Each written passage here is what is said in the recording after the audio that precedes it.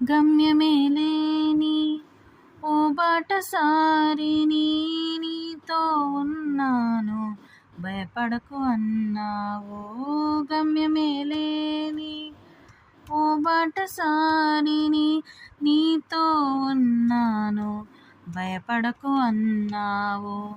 నా శక్తి చేత కాదు నీ ఆత్మ ద్వారానే, నా శక్తి చేత కాదు నీ ఆత్మ ద్వారానే వాగ్దానము నెరవేర్చి వారసుని చేశావు. వాగ్దానము నెరవేర్చి వారసుని చేశావు.